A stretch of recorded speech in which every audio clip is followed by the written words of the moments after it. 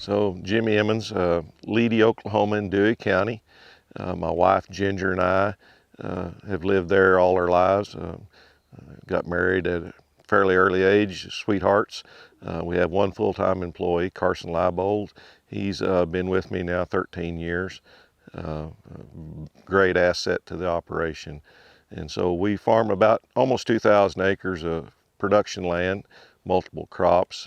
We have about 5,500 acres of range land that we run a mother cow operation on as well. And then we fully utilize our cover crops in between the cash crops for grazing of them animals. Well, I was in the conservation arena. I was coming up through the chairs in our conservation districts, and we went to a national meeting. I actually heard David Brandt talking about what he was doing in Ohio and with cover crops and cropping scenarios, and it really set me off to thinking, what could I do in Oklahoma? Is that possible? My light really came on that day, and so I came back and started looking at that, and quickly decided maybe I shouldn't do this alone. Didn't know anything about cover crops. Afraid that it's going to use too much water. You know, all the things that we talk about nowadays as fears for others. And so I reached out to my local NRCS, my conservation district, and the Conservation Commission, and Noble Research.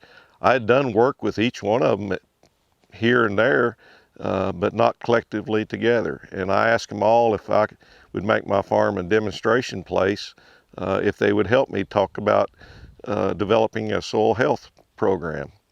And of course they were all in, and has been a great team that we've put together, and they've helped me and I've helped them, and we've pushed one another back and forth through this period of growth and understanding, and it's been an awesome experience for us. Of course, that led into field days and me talking on the farm about what we were doing. They also talked about that as we were out in the field. And then, I don't know, just all of a sudden, people said, would you come and visit with us? And I kind of started that, and then before long it was, can you come to another state? Can you travel across the country? And before long I was in 17, 18 states in a short period. I've been very blessed with great people around me, and I've met people all over the world that I now network with that bring me so much wisdom.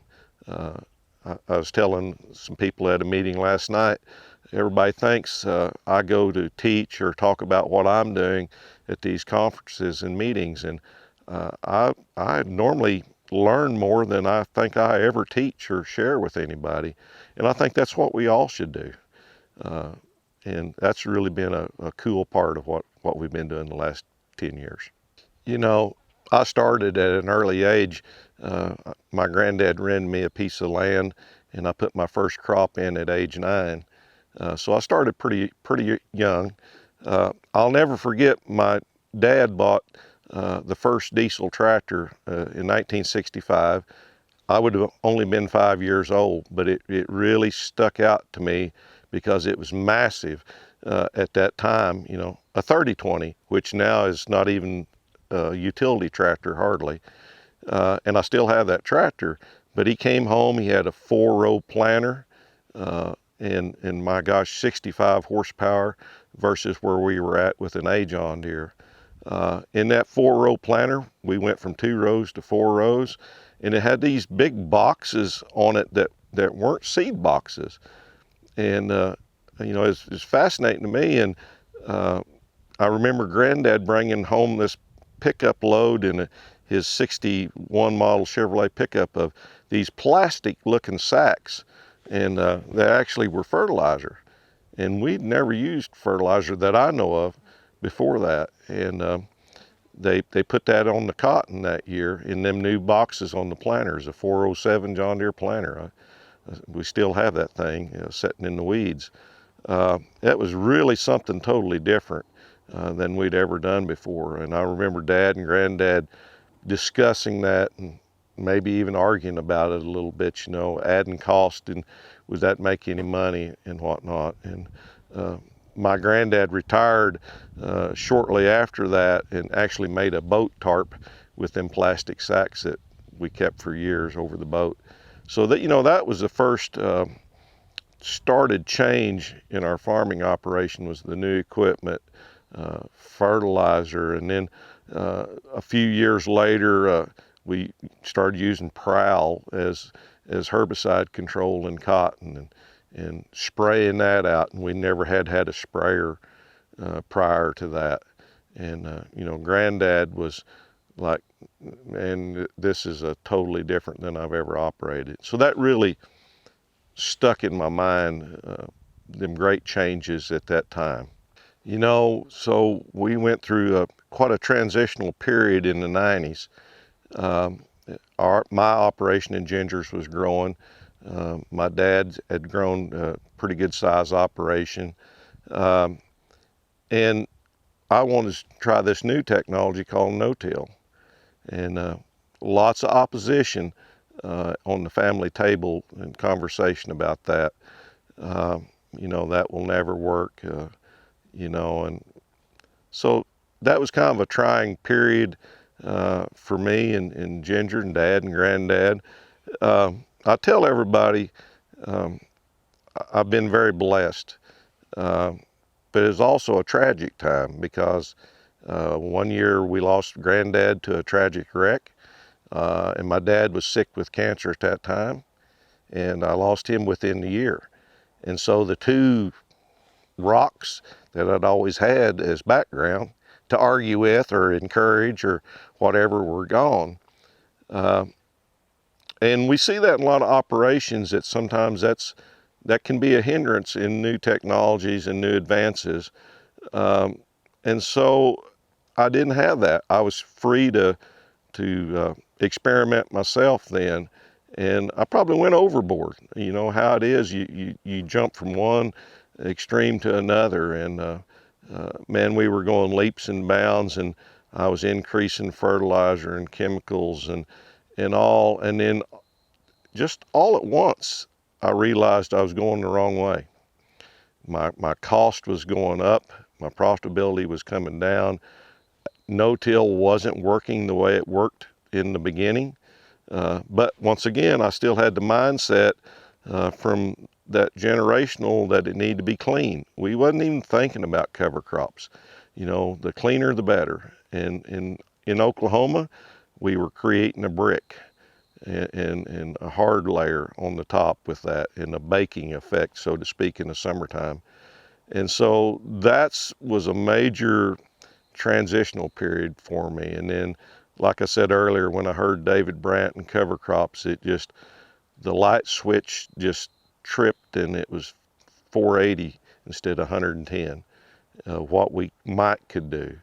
And so it was a big transitional period from 1995 to about 2000. I started no-tilling in 95, and I lost Dad and Granddad in 96 and 7. So that was a big period in there, that a change. Yeah, it was a big transitional period as I started working with the team, the partnership in Oklahoma for the goals that I'd set out at cover crops. We still weren't zeroed in on all the benefits of that, but as I traveled around to meetings and heard and listened and started my network of building great friends across the globe, I began pushing myself more and asking NRCS to measure my water infiltration. Because when I started irrigating, it was quite common to put on a 1/2 inch at a pass. And if we put on more than that, we were running water out of the field. And we thought that was normal. And what we quickly learned as we started down this time period, that we needed to improve our aggregation. And what was that? Some of us hadn't even heard that word hardly spoken at the office.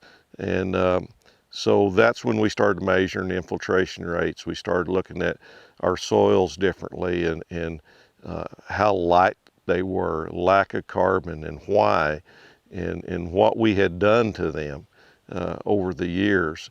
And it really started opening me up to look in the bar ditch, look in undisturbed areas, and really started learning what we had done and didn't even realize we had done to our soil by farming the carbon out and really degrading it. And then it started hitting, as one trigger in your mind triggers another, is like, oh, well, that's why we had to start putting fertilizer on. Oh, that's why we started having more weed trouble, more chemicals. And then that started to, oh yeah, I just kept growing and growing that. And that wasn't sustainable. And that really started hitting me. And so I started trying to figure that out. And the partnership is like, yeah, let's look at that more. And that led to totally changing our soil classification on our farm. That the first field that we started in 10 years ago, and that's not heard of a lot across the country. And I've had several debates about that. But the proof is in the pudding in the field. What you can do when you start storing carbon, your aggregation starts growing, your microbiology starts growing. I tell everybody your system starts clicking like it was supposed to. And we had lost that, but I think we lost it so slow and so gradual that we didn't even know it went away. And it's slow to come back and gradual. And you've got to be patient. And Jimmy's never been very patient. We want everything instant.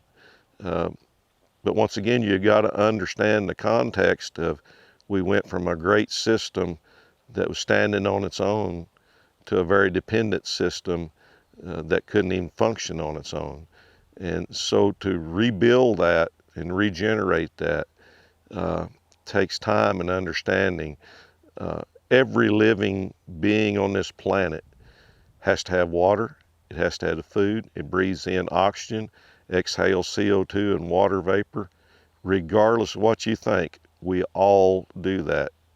And you have to realize that to understand the concept of regeneration and the whole community-based approach in the system. That below our ground is more living beings than we have on the planet above ground.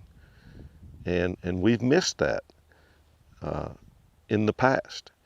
And once you understand that and you get a microscope and you start learning how you can build that community, it changes you. I don't know any other word, but it changes the way you think about things. You start thinking about what you eat, what you drink, what you do on the land. Everything we do has an impact. And it's up to us to either be a positive impact or a negative. And I try to focus on positive. Yeah, I mean, we have a great network in USDA field offices. Most every producer has been to a field office with FSA or NRCS to sign up in some type of a program. The conservation districts are located in a lot of them offices, not all, but most of them. They're a great resource because there's producers on FSA boards and conservation districts that are your neighbors and friends. And their mission is to help you and to help facilitate your ability to grow and maintain and be profitable. Is it a perfect system? Not always, but there's lots of great people out there that's willing to help. And if you get a no or a not so strong yes, just keep encouraging and keep visiting and looking around, and I'll find that they're there. And the partnership in Oklahoma has been very, very strong. We're blessed with a great partnership of the commission, the districts, and USDA. And they've been very helpful to me. But like I said, we're not all perfect. We have areas that could be better. And that's what we're working on now, is how can we be better? But for a producer out there that's wanting to get started, start with the conservation district and Most of them have some form of cost share to help other than USDA. That's a good starting spot to learn how programs work and cost share.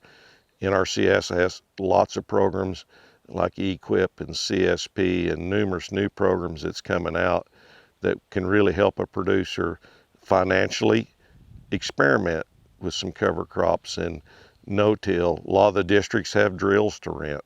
So, you know, you don't have to do this on your own. There is help. And if there isn't, you know, let somebody know, because we've got to be better where we're not. Yeah, the very first field that we started down the soil health road, I want to say, or journey, I spent many hours knife sledding cotton in that field, fighting sand blowing in the summertime. And actually part of that field, my granddad never farmed because it was too sandy, that we now farm. And I remember on that 30-20 spring toothing in the spring with the sand blowing and trying to stop it from blowing, just sand blasting you with the sand coming off the fender and holding over there. And it's like, there's got to be a better way. There's got to be a better way than this. Of course, the whole idea was put a cab on the tractor then. That was the better way. And it took us a while to figure out that we had to treat the soil different. Now, if you come and look at that field, we keep a constant mat, armor on the ground, cover, residue. You know, you can call it whatever you want, but it's protecting that. I vowed that my land would never blow again. Sometimes don't ever say never, because we had a big wildfire in 2018 and I burned all the residue. And I had some land that blew for a few days before I could get it covered again. So never say never. But it's transformed that whole field back. I remember my granddad talking in 1934, they had a big flood event in that field. It scoured it off as deep as they had plowed, which in them days was probably just a few inches. And then it done it again in the 1950s with my dad. I hope I never see that again. And I think with the system that we're in, now our water infiltration rates are 6 to 8 inches an hour versus a half inch, and it's straight down. NRCS has really proven that. Our soil classification now is to a molic soil, which is very dark with carbon. It was always very sandy loam, white sand in spots that my granddad didn't farm. So it's really almost a different farm or a different field than I remember. But then I also have a journal from 1876 of a cattle driver that come up that was in charge of 9,000 head of cattle on the Great Western Trail, and it comes through our property. And he talked about the grass being so tall that they even lost baby calves because the calves couldn't walk with the cows in the grass in them fields that we farm today. So I would like to think that we're getting closer to getting back to that. We're not there. I'm not pleased at where we're at. I'm pleased at the direction we're going. I think we've accomplished a lot, but our work is far from done because we don't have it all figured out yet. And that's why I do what I do, is to learn more, experience more, much like we're doing today at these field days, sharing and listening to others share, so I can take some knowledge home with me that I can share with my friends and neighbors and my partnership that will help us. I believe that we can rebuild the soil. I think we can change the classifications of the soil by putting more carbon and more water and more nutrients and more biology back in them. And I think once you see that on your own land, you will never go back, because once you see it, it's something that you can't get out of your mind. That change, that transformation from dead to alive, and that's really touches me, and I think it touches all of us. I've seen people's presentations and their thought processes change totally once they see it on their own land.